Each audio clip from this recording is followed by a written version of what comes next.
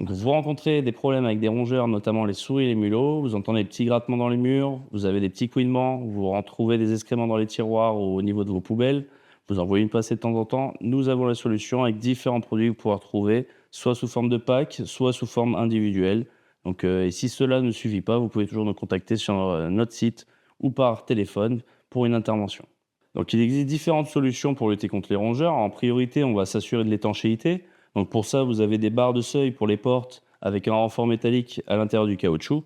Donc spécifiquement conçu pour éviter que les rongeurs puissent passer, sachant qu'une souris passe dans 6 millimètres. Vous avez aussi tout ce qui concerne les contours de tuyauterie ou les petits trous qu'il peut y avoir dans les murs avec la paille de fer ou le mastic. Donc ça pour vraiment des fines fentes qu'il peut y avoir autour des tuyaux ou dans le mur. Ça pour des trous un peu plus importants, la paille de fer, elle ne peut pas être rongée. Elle a même un effet répulsif. Quand elles veulent ronger, elles mordent dedans, elles se font mal. Donc, si cela ne suffit pas, on passe à ce qu'on appelle le traitement.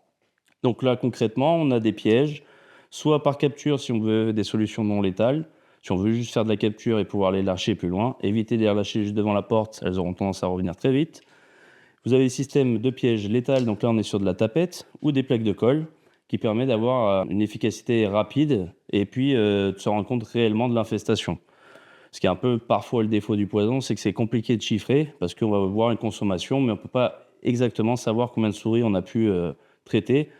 Le but du poison, c'est de faire un traitement régulier et de faire un suivi. Donc, on va poser du poison dans des petites boîtes sécurisées pour les mettre en sécurité, justement, pour pas que d'autres enfants ou des animaux puissent avoir accès. Et le but, c'est d'en dispatcher dans une zone périphérique, hein, de là où vous voyez que ça passe. Donc on le met le long des murs, sous des meubles, derrière un canapé. Ça peut être dans les combles si vous avez accès. Et vous mettez du poison à surveiller une fois par semaine. D'accord? Donc le but principal de tout ça, c'est de faire une régulation jusqu'à élimination.